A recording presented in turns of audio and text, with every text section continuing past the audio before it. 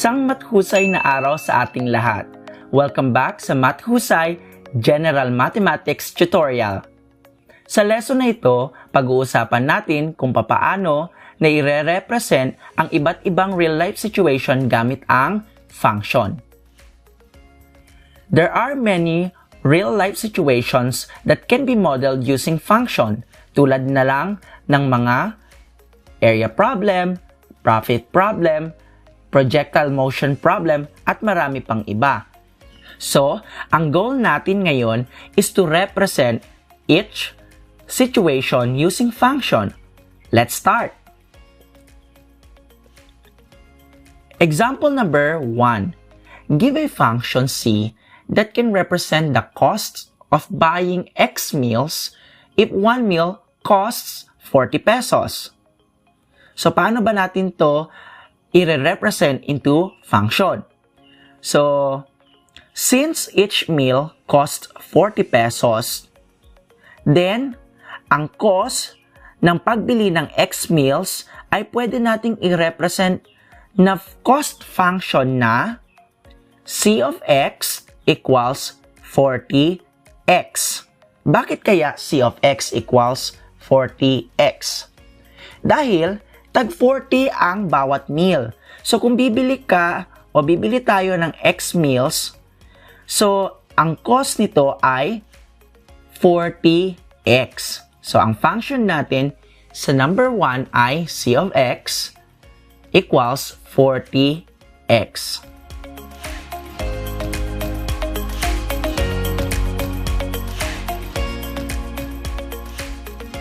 Example number 2. 100 meters of fencing is available to enclose a rectangular area next to a river. Give a function A that represent the area that can be enclosed in terms of X. So, meron tayong 100 meter fencing material na gagamitin para i-enclose ang rectangular area na malapit o nasa gilid mismo ng ilog.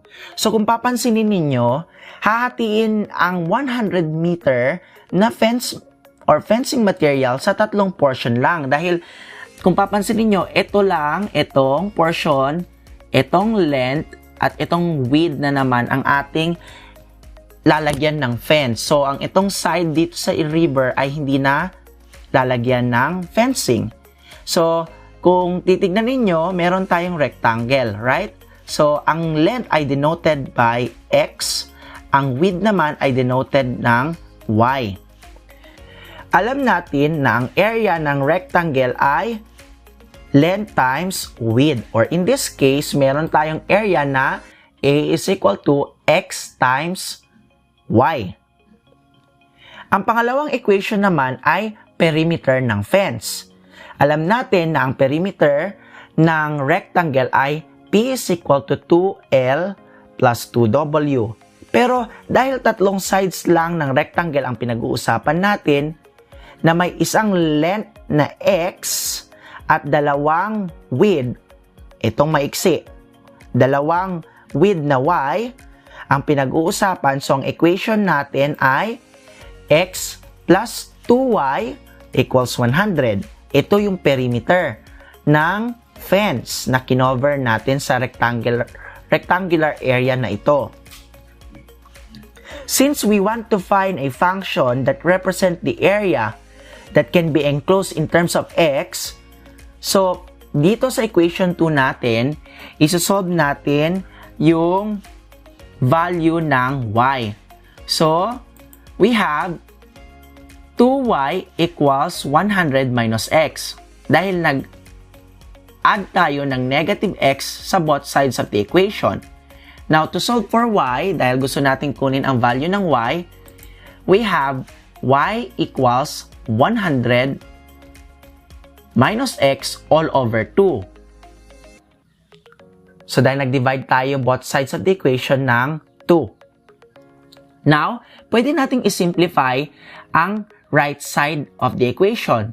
So, y can be equal to 100 divided by 2 is 50. Now, 1 or x divided by 2 is 0.5. So, negative 0.5x.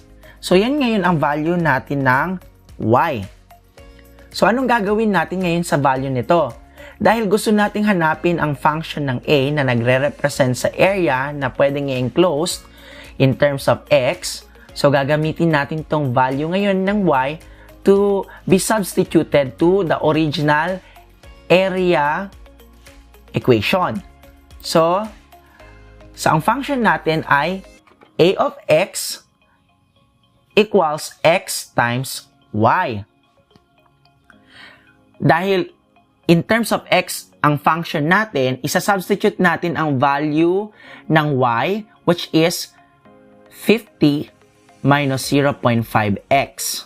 So, kapag sinubstitute na natin sa value ng y yan, meron na tayong x times the quantity of 50 minus 0.5x.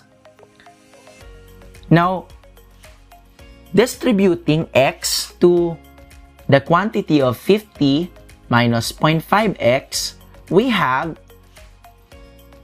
a of x equals 50x minus 0.5x squared.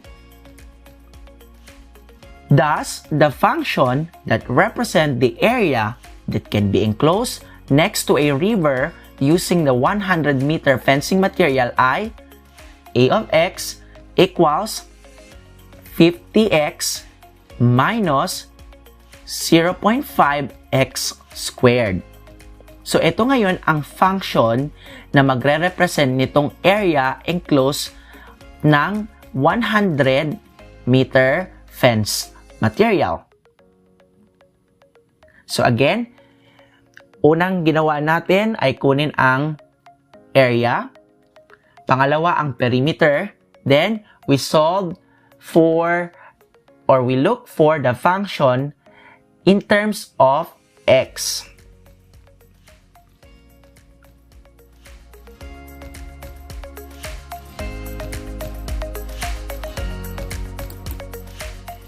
Example number 3. Contaminated water is subjected to a cleaning process. So, lilinisin yung maduming tubig.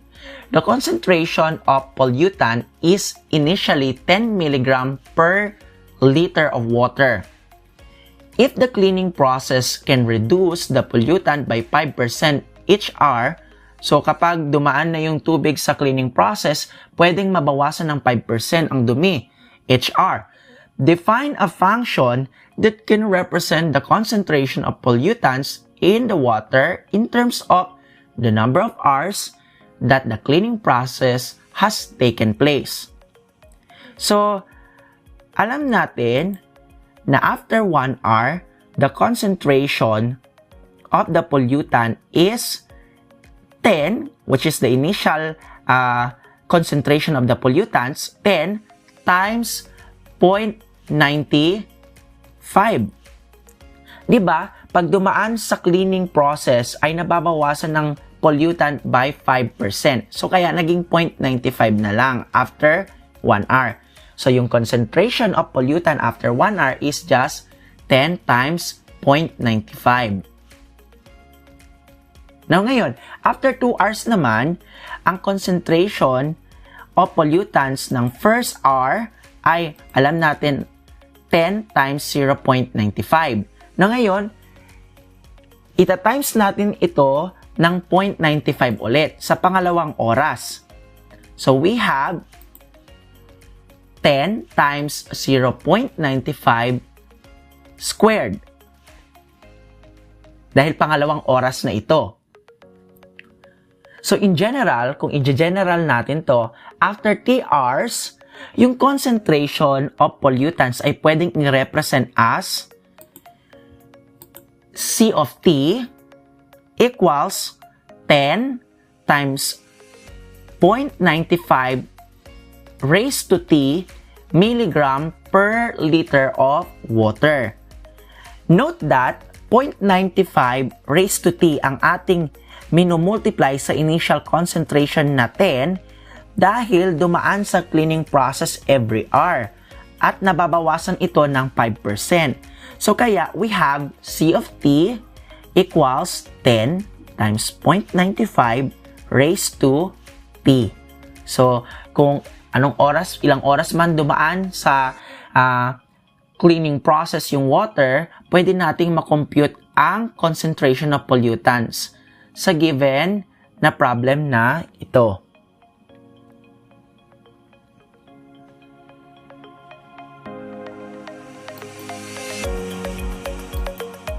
There are situations that cannot be defined or represented using one function alone. So we will represent these functions using a piecewise function or compound function. Ano ba ang piecewise function? Ang piecewise function is a function which is defined by multiple subfunctions. Ibig sabihin, may mga subfunctions tayo at each subfunction applying to a certain interval of the main function's domain or subdomain. Halimbawa, ang function na f of x ay piecewise function dahil may dalawa tayong subfunction. Ang una ay negative x na kung saan ang interval ng domain ay x must be, halimbawa, ang f of x na function na ito ay may dalawang subfunctions. Ang isa, f of x is equal to negative x, where x is less than or equal to 2. Ang pangalawang subfunction naman ay f of x equals x, where x must be greater than or equal to 2. So this piecewise function has two subfunctions na may kanya-kanyang intervals. Ang isa naman, f of x equals 2x minus 2 ang unang subfunction na may interval na x less than or equal to 1 at ang pangalawang subfunction ay x squared minus 2x plus 1 na may interval na x greater than or equal to 1.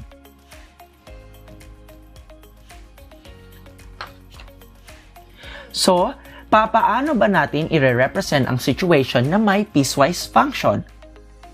Let's take these examples.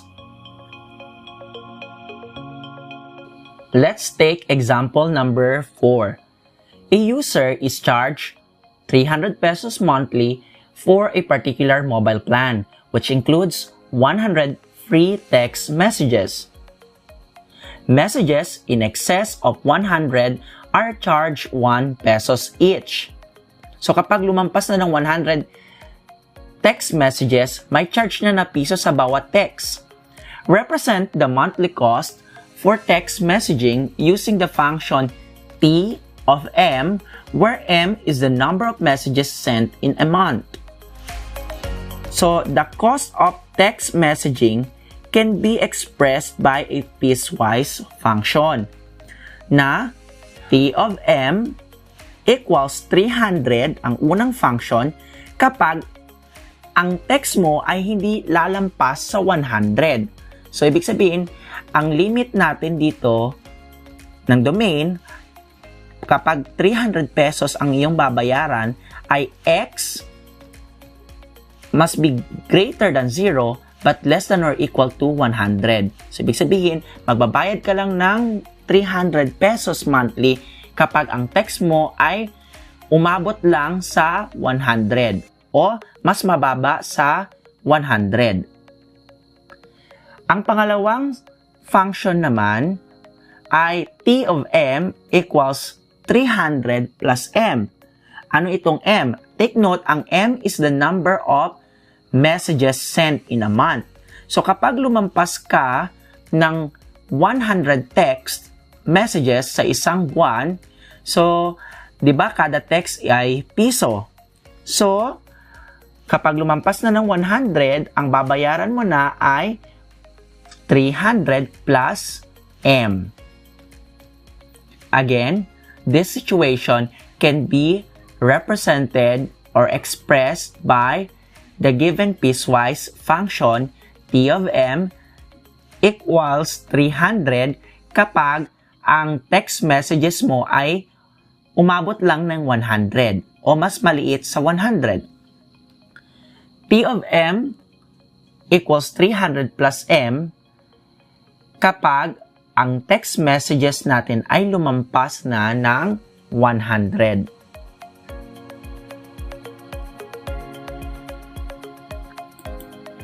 Example number 5. The fee to park in a parking lot of a shopping mall costs 40 pesos for the first 2 hours and an extra 10 pesos for each hours or a fraction of it after that. If you park for more than 12 hours, you instead pay a flat rate of 200 pesos. Now, represent your parking fee using the function P of T, where T is the number of hours you park in the mall. So, kung papansinin nyo, in this case, may tatlong sub-functions tayo. So, the parking fee, P of T, can be represented by this piecewise function na may tatlong sub-functions, ha? P of T is equal to 40 kapag ang time na nag-park tayo is greater than 0 but less than or equal to 2. Ibig sabihin, sa first 2 hours na nag-park tayo, ang kailangan lang nating bayaran ay 40 pesos. Now, ngayon, kung lumampas na tayo ng 2 hours pero hindi lalampas ng 12 hours, ang pangalawang sub-functions natin ay P of T is equal to 40 pesos plus 10 pesos extra payment kada additional time times T minus 2. Bakit kaya T minus 2? Tandaan, magbabayad lang tayo ng 40 plus T minus 2 times 10 kapag lumampas na ito sa 2 oras. So, ang interval natin ay T must be greater than 2 but less than or equal to 12. Ang pangatlong subfunction naman natin ay P of T equals 200. Magbabayad ka lang ng 200 kapag ang time na nagpark ka ay higit sa 12 hours. So, in this case, again, may tatlong sub-functions tayo or compound functions na pwedeng i-represent or gamitin para i-represent ang situation na parking fee sa example number 5. Example number 6. A jeepney ride cost 8 pesos for the first 4 kilometers. So magbabayad lang tayo ng 8 pesos sa unang 4 kilometers na na-travel natin. And each additional integer kilometer adds 150 pesos to the fare. So, ibig sabihin, kapag meron tayong additional kilometers na nadagdag sa travel natin, magbabayad tayo ng 1.5 pesos per kilometer sa pamasahe. Use a piecewise function to represent the jeepney fare in terms of the distance D in kilometer.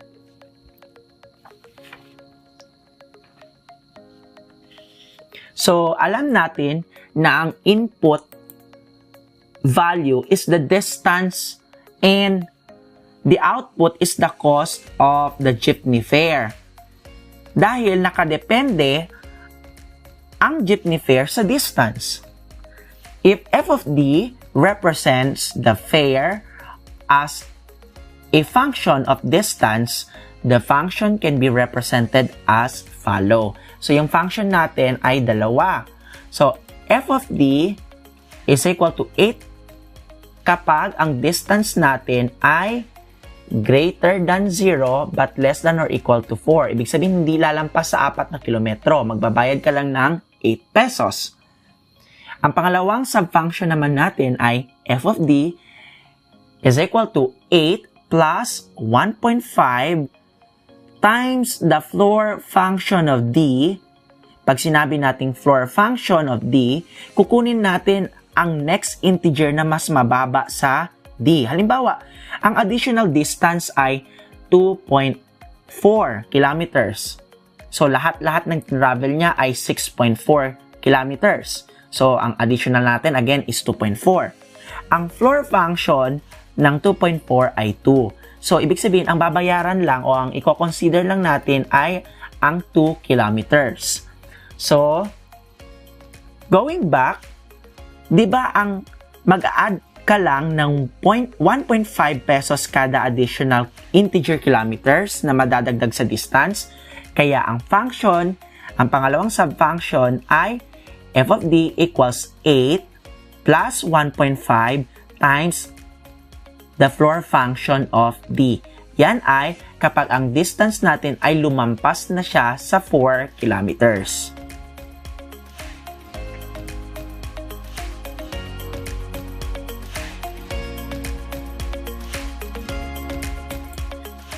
Now, it's time for you to represent each situation using function. If you're done, type your answers on the comment section. If you think Math Husay Math Tutorial helps you learn how to represent real-life situations using functions, give it a thumbs up, share, and subscribe to my YouTube channel. Remember, ang sikreto para maging math husay, matuto at mag-ensayo. Abangan ang susunod na episode at pag-aralan natin kung ano ang one-to-one function. Mga kamathusay, kita-kits! Bye!